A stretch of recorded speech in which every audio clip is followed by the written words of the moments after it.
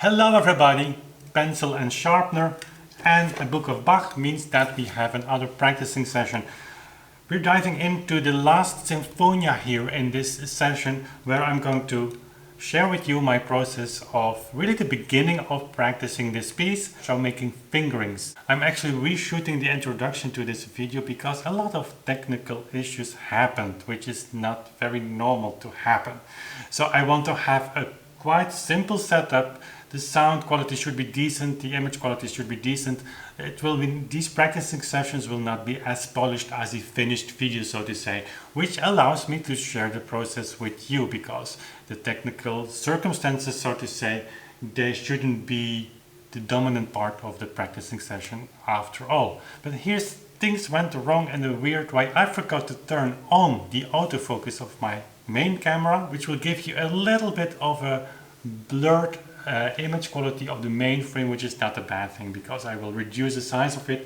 The camera over here was pointing to my score, which was fine, but then I had another microphone for my voice, so capturing my voice, but I forgot to check the volume, so my voice was overpowered. So you will hear me talking through the main microphones, which will give you a little bit more of a distance feel with my voice. But that's it. I mean, it's about the practicing and it's about the things that we share. So anyway, hope you will forgive me for that and enjoy this practicing session. There we go. First thing I do, as always, is see which voices, there's three voices obviously, Sinfonias, which one are for the right hand and which one are for the left hand. So the upper stave often is for the right hand, the lower one is for the left hand. But sometimes, certainly with the third voice, that middle voice wants and likes to jump from one hand to another. So we'll see. That's the first thing we do. So make those indications in the score very clear. So let's try to play. That is really my first look at this music ever. So, historical moment. No, just kidding.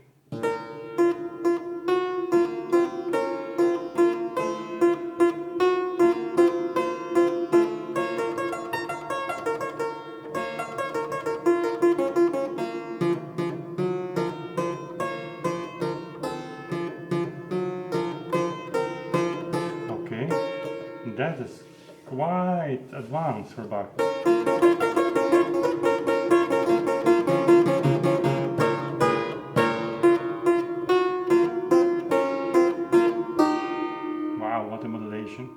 So,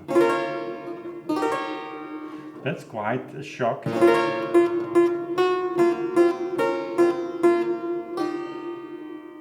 Jesus.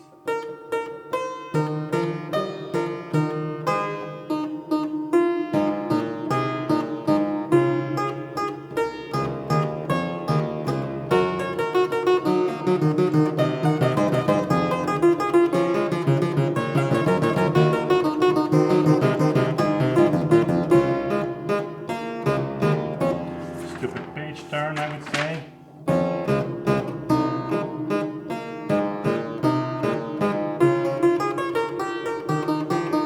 Okay.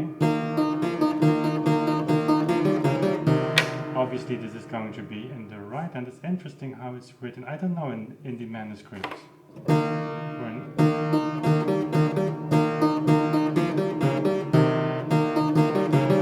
It's convenient to write this over two staves, so to say, because of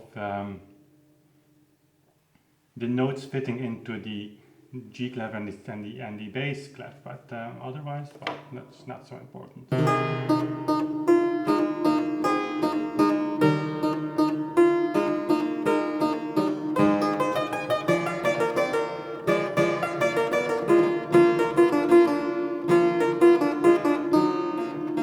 Wow. So we come from a major note. We go. And you obviously expect, I think, E major, right? Maybe the C, but then still powerful. It's a second powerful place here.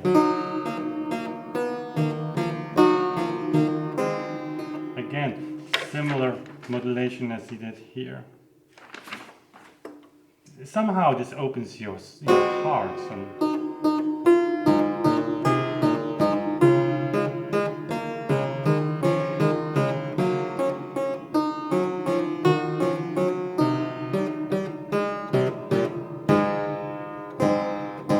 Okay, then we'll take that with the right hand, like that.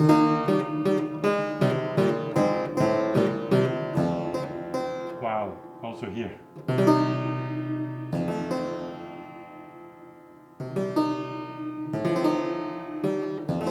He prepares that, Bach, with the A sharp and the bass, because otherwise it...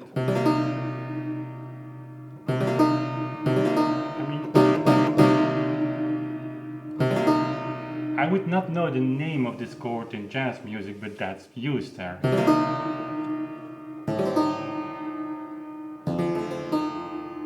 So nice. And then again, not major, minor. The A sharp stays in the right hand.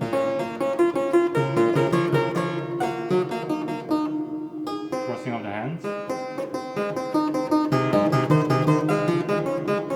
Here again. I hate crossing of the hands. It's just your brain has to swipe from one side to another. Mozart loved it also, and Clementi.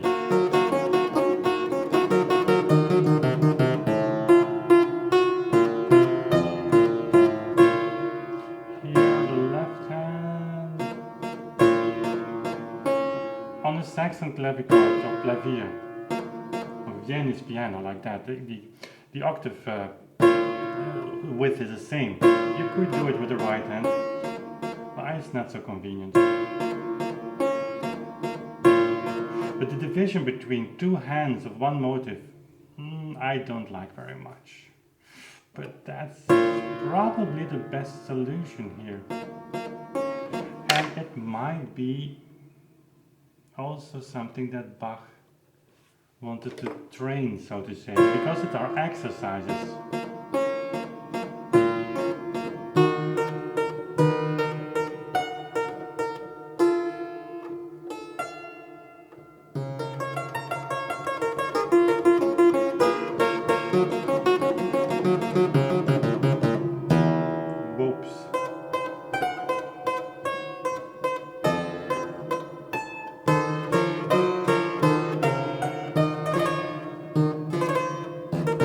So, really, this music, certainly the symphonias, I think overall is not so very known generally. But for me, this last piece, I of course have heard it once or twice, but I don't have a real memory of that music. And then when you just approach or just play or just sight read that music for the first time, that's a really powerful moment, because there are some harmonic changes or something that a composer implemented in the music is still very fresh for you and will never be the same anymore. So I was just kidding at the beginning, it's an historical moment, but for you as a player, as a musician, it is a kind of historical moment, because that will not happen again, ever.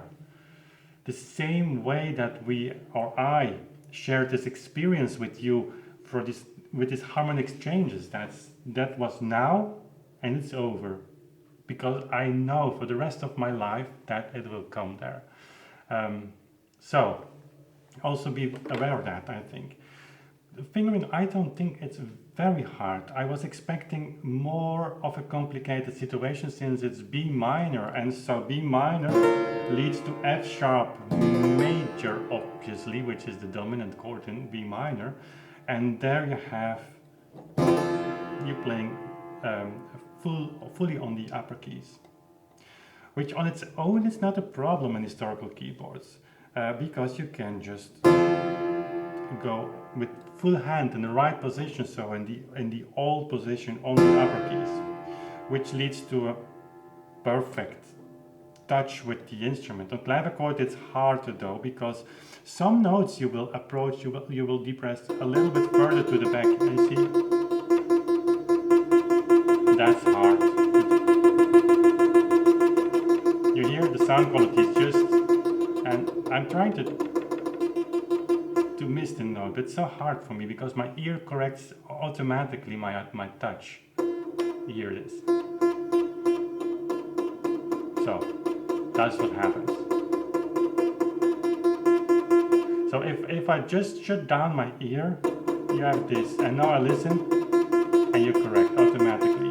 What happens here? It's a mystery. It's kind of you can't train that, but clavichord, that's the great thing. You need to use your ears to make sound. Other instruments actually also, but they don't require you to do that to make sound at all. Okay, there we go. I start with the let's start with the right hand. Right hand, I hate making fingerings because obviously I'm writing the fingerings and playing at the same time. It's difficult. So I will use the second finger on the F sharp, not with the first one. Never, never, never, never, never, ever. For this music and late 18th century music, you try to avoid going in with your hand like that. No, you do like that. Just use your second finger. I hope you see that. Yeah, you can see it. A little bit weird view with this tripod, but anyway.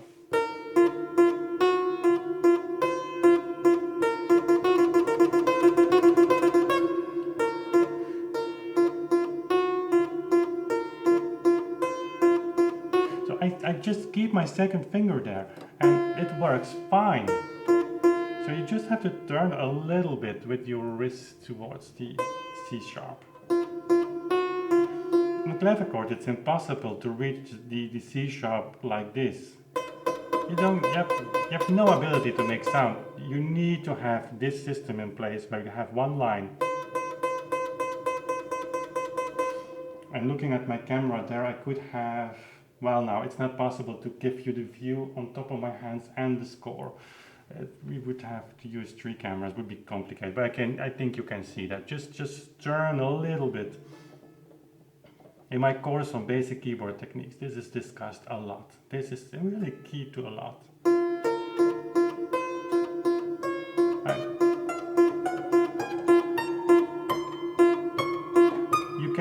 You can extend that as much as you want. And still this wrist movement gives you the feeling of connection. So notes are connected because of this movement.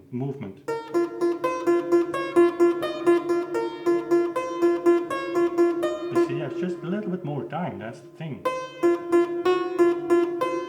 And so making fingerings is always about interpretation.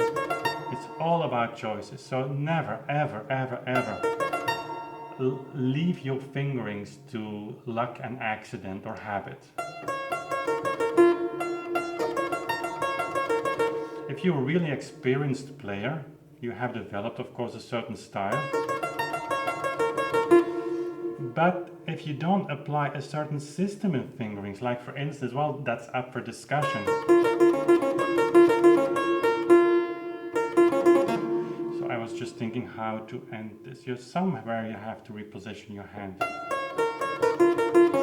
I like keeping my hand position though in the same position as long as possible. So shifting here on the D to 5th finger, and then I have the possibility to have 5 here, which might be the best solution after all. So, but this is something I have to think about. See, my 4th finger is still in place because I just played the beat. Just let me reposition the camera here a little bit. I think it makes sense now, because we are making fingerings there, and I just zoom out. It's not live, but I will not edit these sessions because that would be too much work, and I hope you don't mind if I just change the position of the camera here. So my 4th finger is in place, but if I use the 4th finger there, I need to have this movement of my wrist a little bit more. So you can see it like this. If I go to 5, I have to remember that I have to switch fingering. It's not a big deal, but every element that you have to think about on your technique is something you have to think about. So that. But I leave it for now.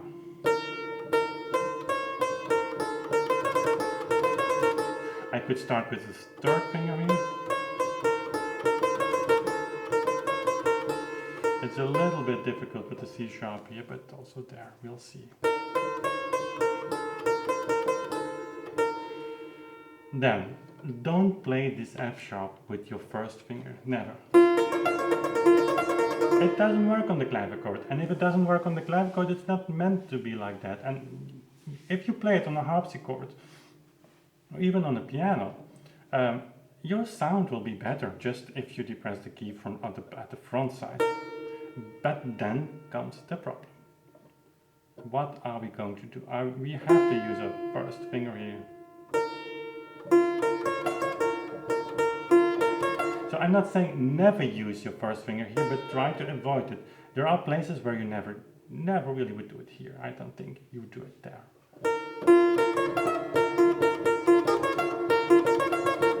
If you use a second finger here, you will have to use a first finger here. We're going to try to do that. And then without an accent.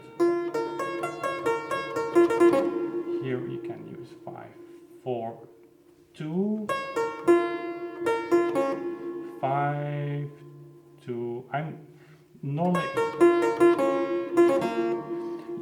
You might ask, are you writing all these fingers all the time? So here, second finger, first finger, second finger. That's I like that, but sometimes it's necessary.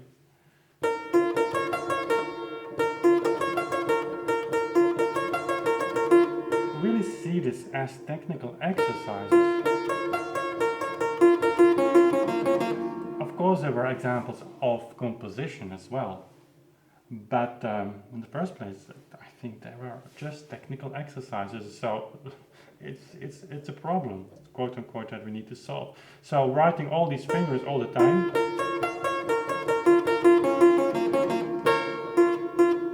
5, 4. Not 3, 1, because then I have to do this. And that doesn't work on the clavichord, really not.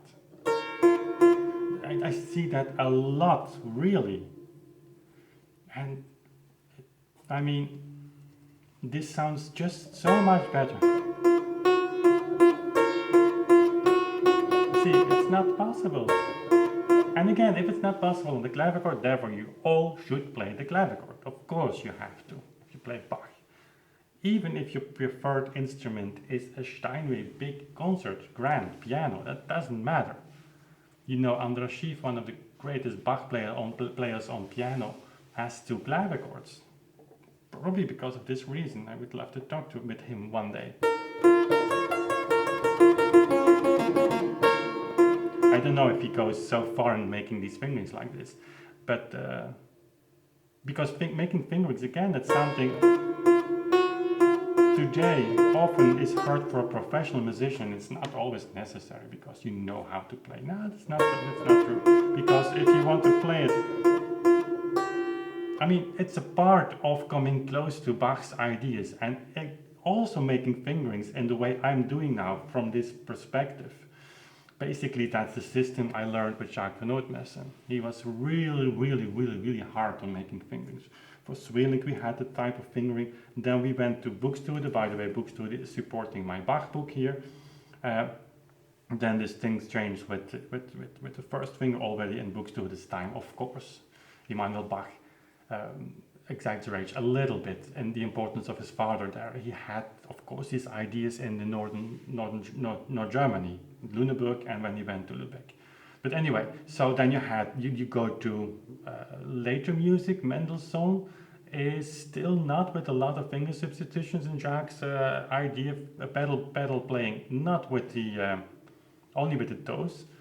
And then of course you move on. Really, for all styles he had a finger system in place, which is sometimes difficult, and not always you can say, well, that's perfectly true and 100% accurate. But at least you have a system in place where the music benefits from. because he will see often that we might have discussion on certain details.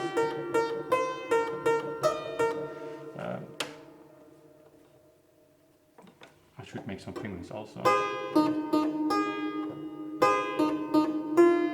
Here I certain details, but I'll explain this F sharp here in a minute. But overall, you often see that it really works, and that it might seem sometimes even that the music is composed from that system or a kind of system like that. So making these fingerings from this perspective has a huge impact on your way of playing, I think. Well, huge might be, yeah, why not? Saying that. So here I have the first finger on the F sharp, because what?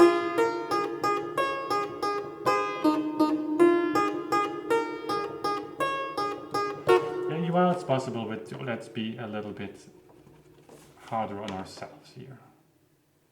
That's up for discussion. Because this is not easy either.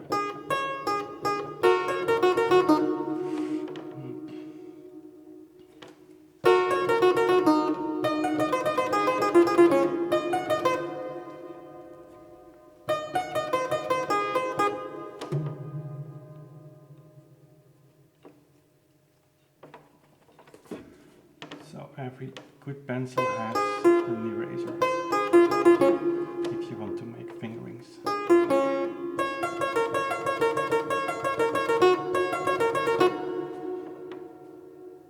So second finger, 4, 1, change position.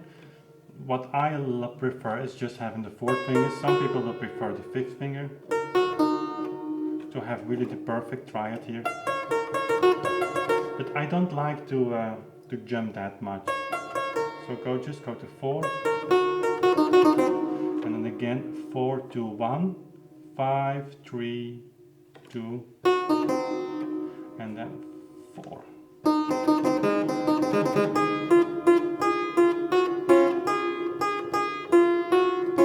Also, if you end on 4, don't hesitate to use it again. Just release gently. I'm looking to the front door now because Evelyn and Anya will come back.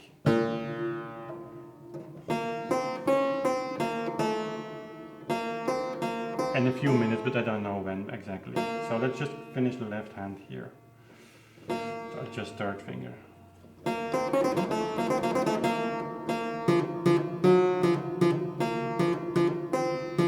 And also this theme or this motive develops in a certain way also musically. So I'm now, without knowing, playing it in a certain way.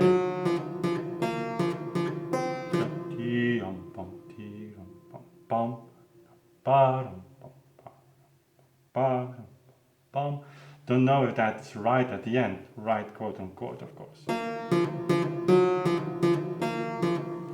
Right means 3 or 4. What are we going to do? I like the 3rd finger because it's the nicest sound. So the instrument has its own requirements as well.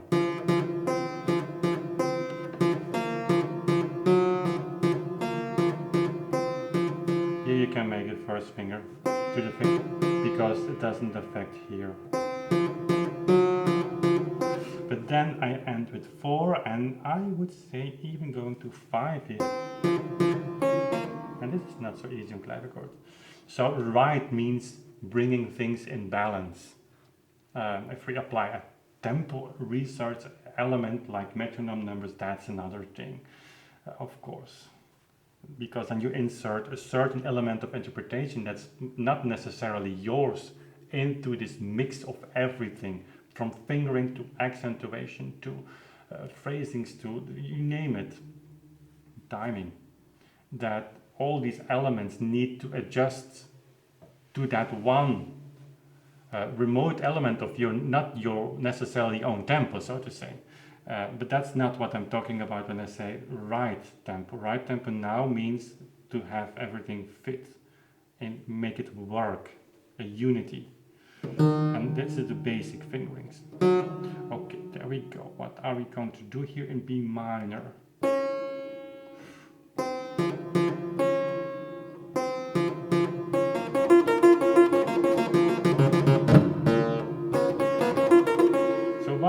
happen if I just move my hand from this position.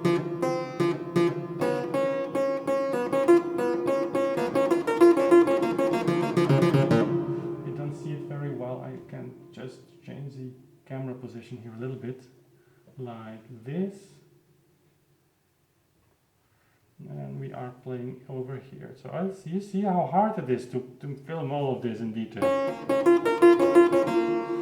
Okay. So 1, 5, and then I could go to 1 over here, and then on the D, and then just move to my 5th finger over here. It's an option, but I guess here will be an accent anyway. So moving my hand to the right gives a natural accent. And that depends. Let's try it with the 2 hands.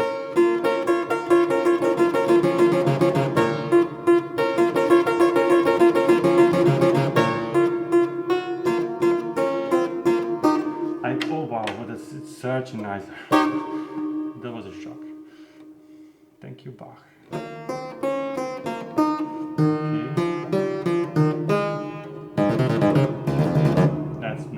Normally, of course, making fingerings doesn't take me that long, but it's nice to talk with you about some details. I hope you enjoy that too, because it sharpens my mind.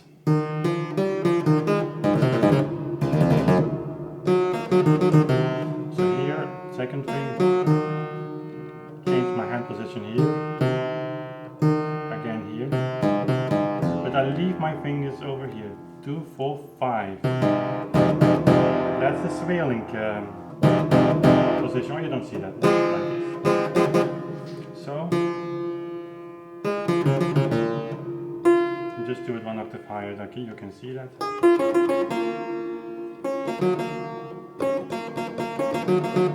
1, 3, 5. It's perfect.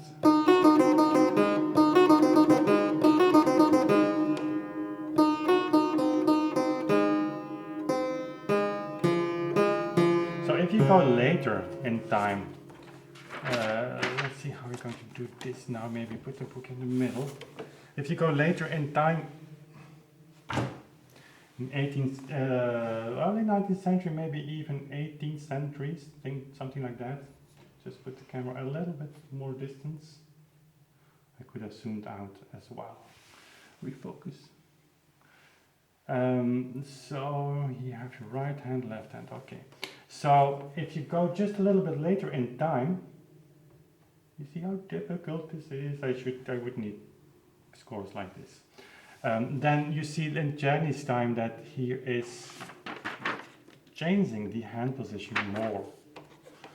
And sometimes when I play Beethoven from Czerny's fingerings, I feel my fingering that I use from habit from playing organ and clavichord in the first place is a little bit too old-fashioned. That's really sometimes strange to see.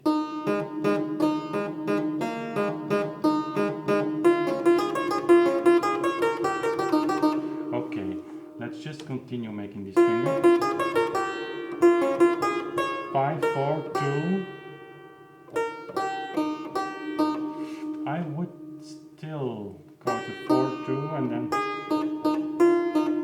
just a motive 4.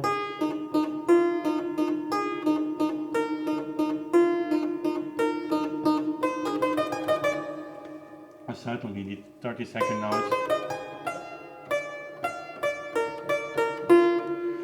I would shift here to where the button. 4, 2, 1. That's perfect for this B major chord. 5, 3, 2,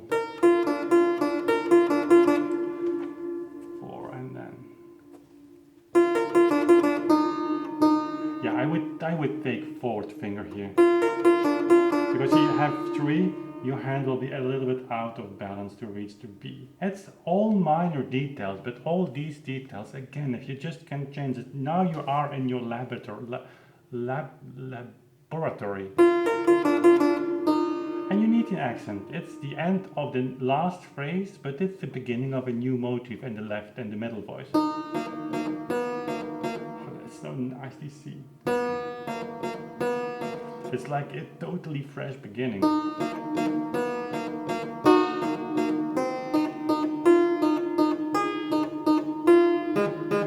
I need to have to end here on the 5th finger because I need to go down.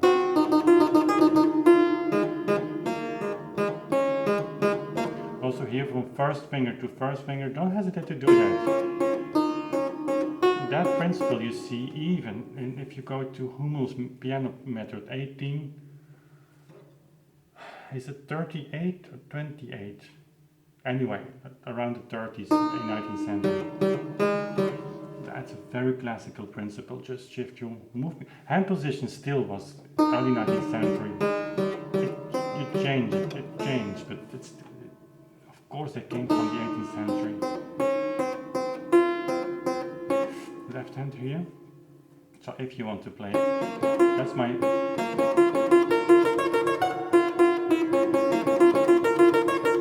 Who is expecting here a G? I mean, of course you expect here an F sharp.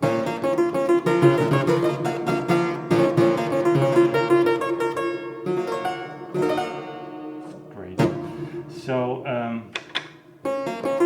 yeah, that's a little bit my vision that, and my feeling that if you want to play Beethoven, I mean, in the context of his time, which is basically impossible, but because that context doesn't exist anymore.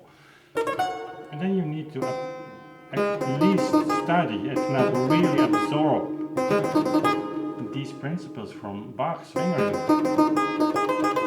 because that's where they started from. Maybe not entirely, because of course this type of fingering has always been changed and evolved, subject to evolution. But it's important that you feel that evolution yourself, because also for Beethoven, fingerings has an impact. Okay. And a huge impact, I would say. Certainly if you go to Chinese, here again, 5th finger on the E, just go to the D. And you might say, well, that's just a 16th note of triplet note. It's you release it anyway before the D. Yes, that's true, but you will make it longer. Give it an accent, so a little bit over legato. And again, don't think about it, just listen.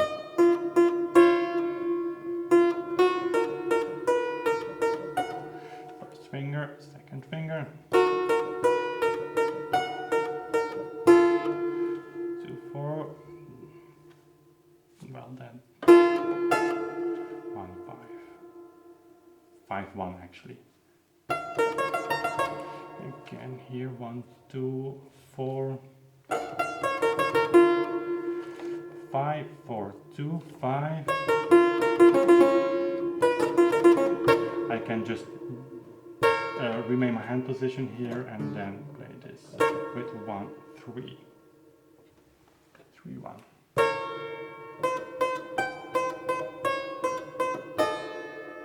Okay, what are we going to do here? Because I have to jump.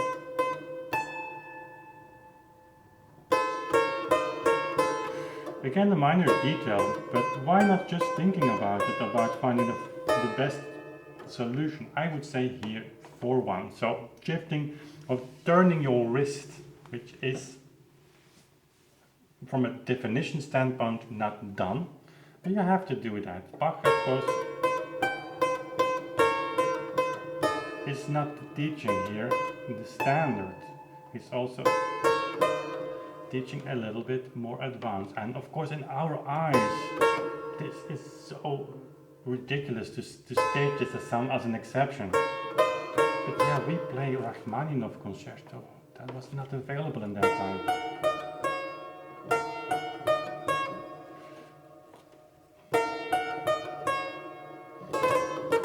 Think about this. Would Bach play a Rachmaninoff concerto, do you think? I don't know. I don't think he would be able to do that. As I wouldn't be able to do that right now. I mean, that's a completely other way of practicing and devoting your time and developing your technique. So here we are very low on the keyboard. I just checked the camera, but anyway, let's just move on here. Yeah, it's interesting enough. Just zoom out a little bit. You see it like that, and then just change the position. Hope you don't get seasick here. Maybe this is might be a better, I don't know. If you want to have this scoring close up, that's of course different than with the keyboard. So just let me know what you would prefer, because the screen is only that. I mean, there's only so much things that fit on the screen.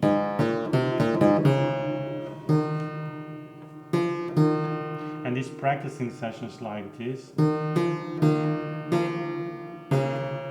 Oh yeah, oh it is the right. Oh, okay. I thought we had to help the right hand here. It's not.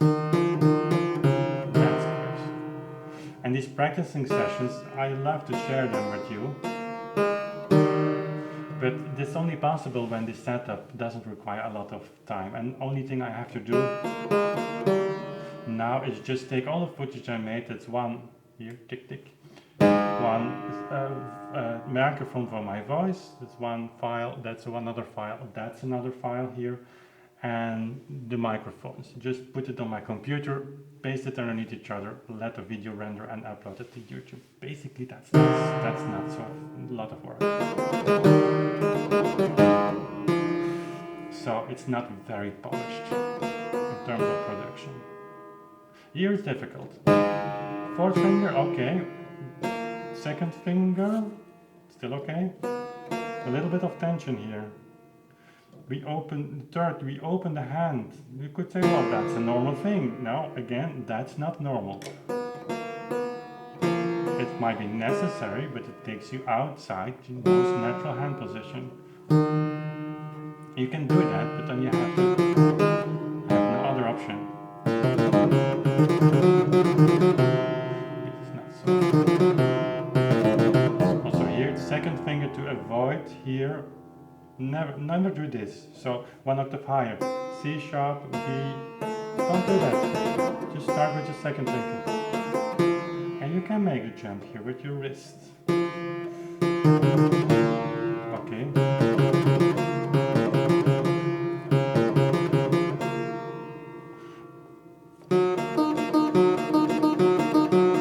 What are we going to do? First finger and then go to the second finger here, or are we going to shift hand position? It's an A, right? E. Oh, no, it's a G. It's a G. A. And then count A, C, E. That's an A, of course. Is that an A?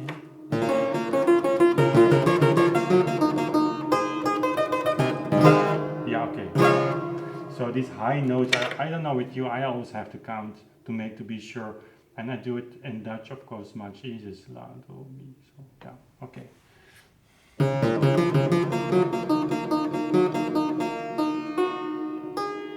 So 5, 2, 1. 3,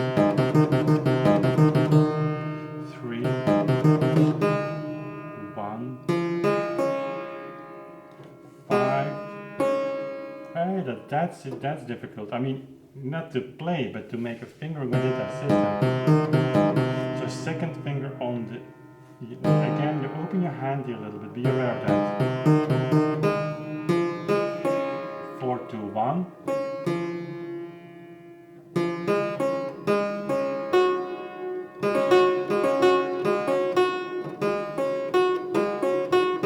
So we can just play the. So 5, 3, 1. Go. Oh. But I don't like that very much because I would love to hold some notes. Or maybe not. Maybe not necessary.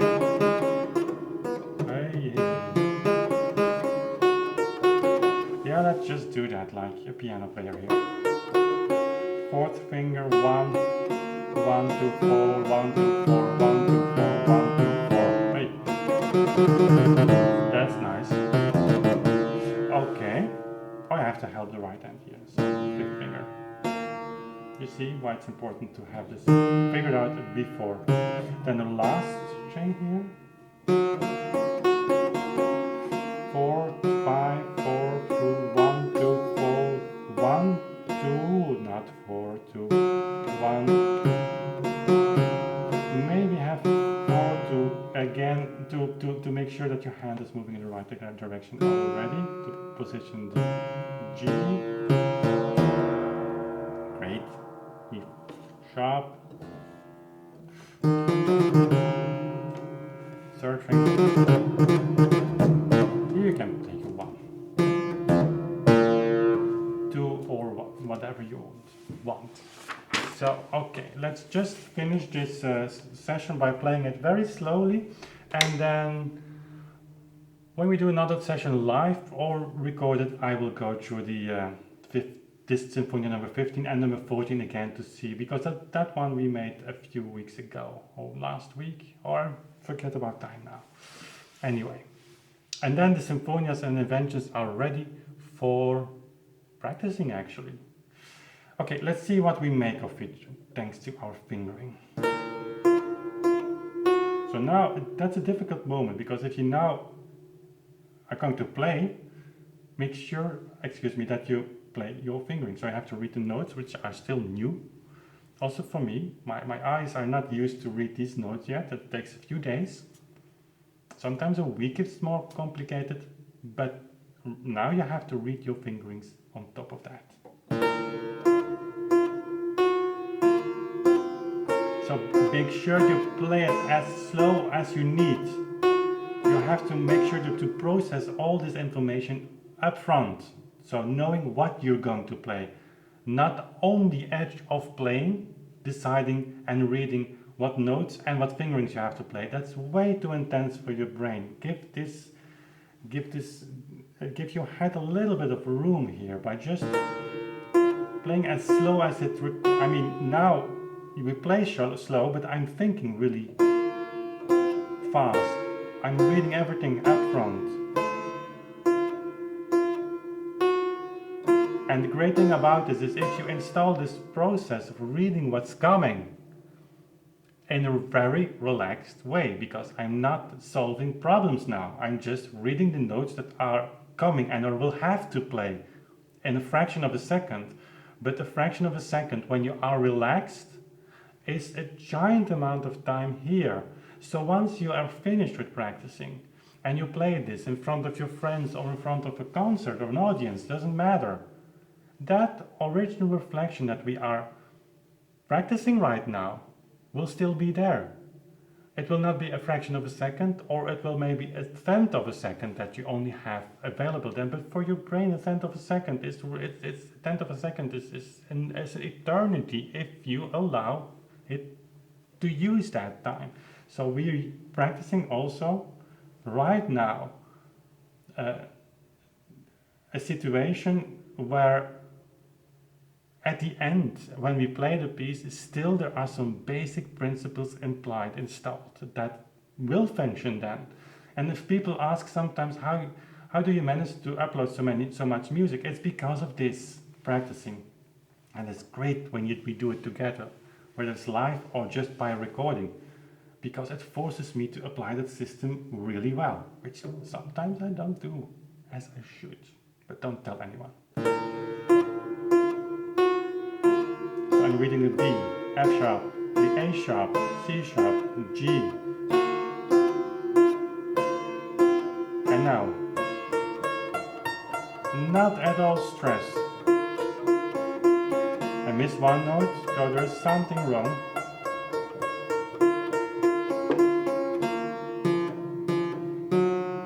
Nothing about interpretation here, just relaxation.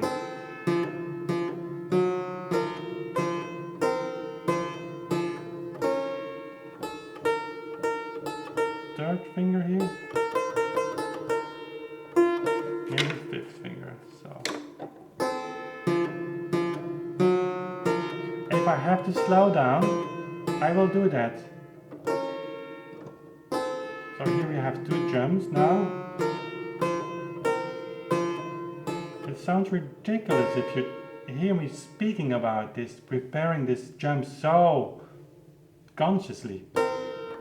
Because I could do it much faster now. I mean, obviously, many of you would, but it's still, you take your time to not laugh this moment, because on a concert you will freak out. Just 2 voices on the clavichord, I promise you that. So be relaxed here.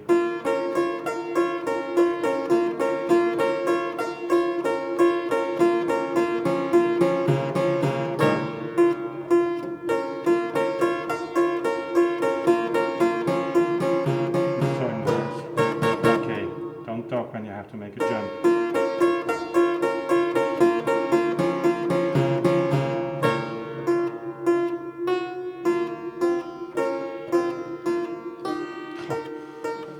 I don't know with you, but it is so powerful, this harmonic change.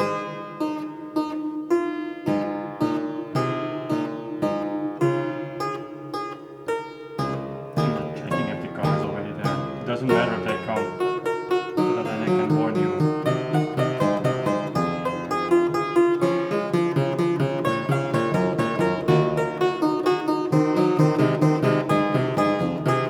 Now I'm playing.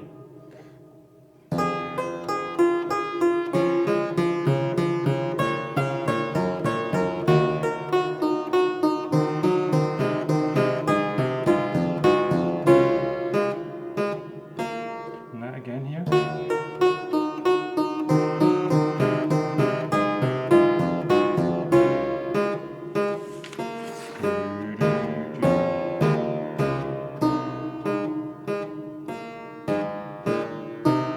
Relax here. Read.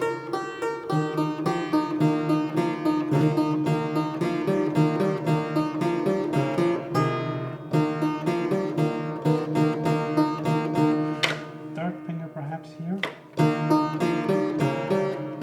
And maybe the left hand could assist a little bit in the last note. I don't like that, but sometimes it makes your life easier. Okay.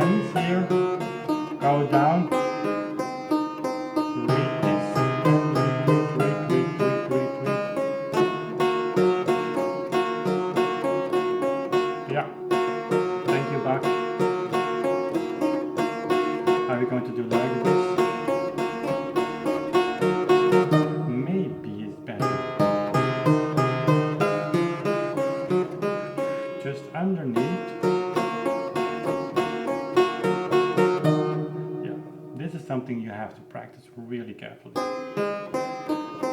let's do it really slow here.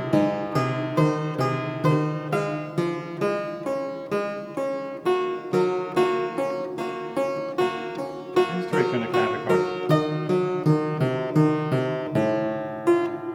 You have similar passages in the first partita and in the last movement. D obviously needs to be played by the right hand. That's okay then.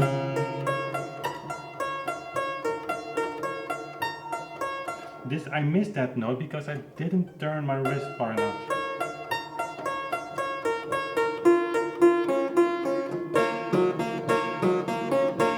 Same thing.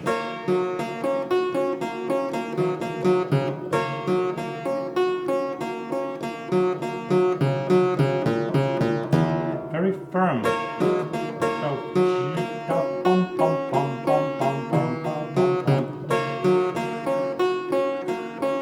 Relax, relax, relax, relax, relax. Your body, your nerve and muscle system always knows to find the right notes. It's you that aren't in its way because of not being fully relaxed and trusts. I mean, it is not so difficult, but still on the clavichord everything is difficult.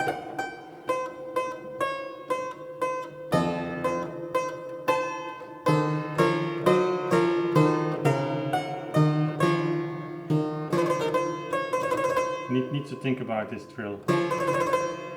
It's a difficult one. You have to move your hand onwards into the key.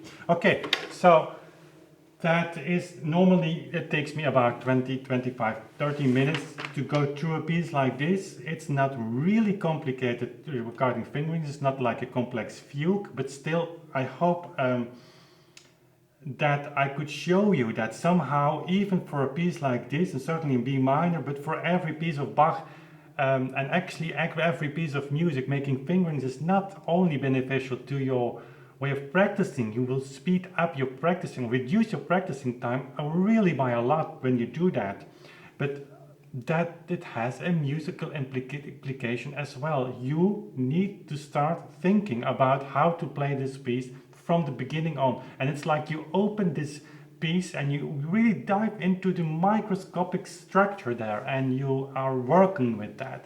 So then when you close this laboratory again and you perform it from the outside, still it will feel that you master all the details. So again, let me know in the comment sections what you think about our camera setup here, and what you would love to see more in detail, perhaps on the keyboard focus. I can just reduce that camera. I don't know how to do that without giving me somewhat as a face to talk, but anyway, we can think about doing this, and certainly let me know if you enjoyed this and if this is valuable for you, because that's the only reason that I share this with you, is to serve you and hopefully to inspire you to do this, and to just, to give you my approach and whatever.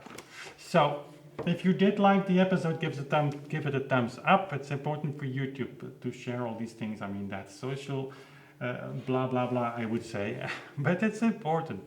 And if you're new here, I would love to have you subscribe. Obviously, also hit that bell icon, because we're doing a lot of these sessions live, and you will not miss any session live or another video that we upload when you hit that bell icon. So that was it for today, guys. See you soon again. Bye.